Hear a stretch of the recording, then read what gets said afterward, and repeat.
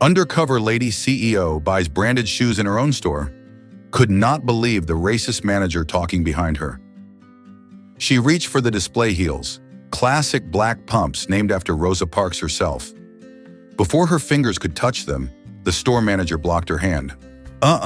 He said, smirking. We don't let people try these on unless they're actually buying. We've had issues before with your kind. Silence. The entire store froze. The black woman in front of him didn't yell, didn't cry. She just slowly stood upright, her hand still hovering near the shoe. My kind, she asked, calm but firm. He chuckled nervously. No offense, ma'am, but you don't look like someone who shops here. I can call security if you'd like help finding the outlet mall. She froze. No yelling, no scene, just silence and a slow breath. What he didn't know, the black woman he just insulted owns the store. She's the founder and CEO, and she came undercover to test the rumors. Now she's heard it with her own ears, and he just made the biggest mistake of his life. Her name is Amara Whitfield, a 46-year-old black woman who turned trauma into triumph. She grew up in Birmingham, Alabama, where her mother worked 2 jobs and still came home with bleeding feet. Amara never forgot the look on her mother's face when she took off those shoes. So when she made it big as a designer, she vowed to create something different, a shoe brand that combines style, comfort, and dignity for every woman, no matter her size, skin, or bank account. And so, Solea was born. Today, Solea has 67 luxury locations. It's worn by movie stars, doctors, teachers. It's a symbol of progress. But Amara, she stayed behind the scenes. No red carpets, no press tours. She believed the product should speak for itself. But then came the emails, the DMS, the horror stories. They looked at me like I was garbage. They told my sister she couldn't afford anything. The manager told me to leave my bag at the door. Nobody else had to. So Amara went silent for 3 days, then booked a flight to LA. She put on her oldest dress, pulled her natural curls into a scarf, stepped into worn sandals, and walked into the flagship store, not as a CEO, but as a test. From the moment she stepped through the glass doors of her own flagship store, something shifted. The lighting still glowed golden. The scent of Italian leather still lingered. The curated jazz playlist floated through the air like always. But the energy, cold, dismissive, charged. Kyle, the store manager in gleaming Gucci loafers, slicked back hair and a jaw clenched with superiority, clocked her the second she walked in. His eyes scanned her up and down, not in curiosity, in contempt. She wore a soft lilac dress and low heels. No designer bag, no flashy jewelry, just quiet elegance.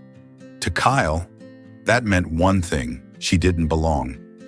Amara made her way to a display table and gently picked up a navy stiletto from the Legacy line, a design she'd created in honor of her late mother. "Excuse me," she asked politely, turning toward the counter. "Do you have this in a size 9? Kyle didn't move, didn't smile, just stared. Then slowly walked over, looked her dead in the face and said, "Do you even have $1,200 before I waste my time?" Amara's brow lifted. "I just asked if you had the size," he scoffed. "And I'm asking if you can afford to be here. We've got a clearance store in Inglewood. Might be more your style." The words dropped like stones. A nearby customer, a woman in a business suit, gasped and looked over. Her partner whispered, "Did he really just say that?" Amara's posture stiffened. Her voice dipped low. "I'm sorry. What did you just say to me?" Kyle crossed his arms, smug. "Look, we've had, let's say, problems before. People walking in, trying on shoes just to take selfies. Or worse, walking out with a few souvenirs, if you get my drift." He leaned in slightly. "And you, no offense, but you look like you're here to steal, not shop." Amara inhaled, once, deeply. Another customer stepped back and began filming from the corner. "Sir," she said slowly, "do you treat all your customers like this?" He chuckled. "Just the ones who clearly don't belong. And sweetheart, you screamed Section 8 the moment you walked in." Silence. A woman by the door muttered, "This is disgusting," and stormed out. Amara looked down at the shoe. Her fingers traced the curve of the heel she once sketched at her kitchen table. She set it down, gently, and then reached into her tote. She walked to the counter, her heels clicking like thunder. Kyle smirked, already pulling up the store's security number, but she didn't argue, didn't raise her voice. Instead, she pulled out a single black card and slid it across the marble counter. Kyle picked it up lazily, then blinked. Amara Whitfield, founder and CEO. His voice trailed off. His face paled. She tilted her head softly. Yes, I designed that shoe, and that one, and every pair in this store. I built this brand from my mother's sewing machine. I hired you. I pay for your Gucci loafers. And you just humiliated me in front of customers because I'm black, not branded. Kyle's lips parted, but nothing came out. And Kyle, she added quietly, you just made the worst mistake of your life. And if you're still watching this, if this moment shook you even a little, if you believe no one should be judged by their skin, their clothes, or their silence, then hit that subscribe button, because these stories need to be told, and respect should never depend on appearance. Kyle stared at the card like it was on fire. You're lying, he muttered. Amara looked him dead in the eyes. When I was 8, I watched my mother come home in tears because a department store made her carry her shoes in a paper bag because she wasn't the right image for their brand. That's why I created Celia, so women like her could feel seen, safe, celebrated. She stepped closer. You know what you did today? You insulted my customers. You mocked a woman based on her skin, her clothes, her shoes, and worst of all, you forgot what this company stands for. Kyle tried to speak, his face flushing red. Get out, she said. He blinked. What? Not the store, the company. You're fired. Right now.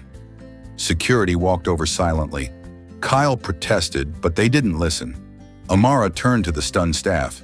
If any of you ever judge someone by the way they looked when they walked in, ask yourself who taught you that, and whether you still want to be part of a company built to break those rules. One young employee, a Latina girl with teary eyes, stepped forward. Ms. Whitfield, I'm sorry. I didn't say anything when he did that. I was scared. Amara nodded. Don't be scared. Be loud, because silence is how injustice survives. She walked over to a black mother who had just come in with her daughter. Anything she wants, Amara said, kneeling in front of the girl. It's on the house. The little girl grinned. Even the sparkly ones? Especially the sparkly ones. That night, Amara posted the store's security footage on Celia's social media. She didn't name the manager, but she didn't need to. The internet exploded. Women of all backgrounds flooded the comments, shared their own stories, called for change, and change came. Every Celia store now has a mandatory equity and empathy training program. More women of color promoted, customer experience teams hired, and Amara? She still goes undercover because she knows what the world looks like when no one's watching. But she also knows this. You can't judge a woman by her shoes, but you can damn sure judge a company by how it treats her. If this story moved you, if it made you feel something, subscribe to the channel, share this story,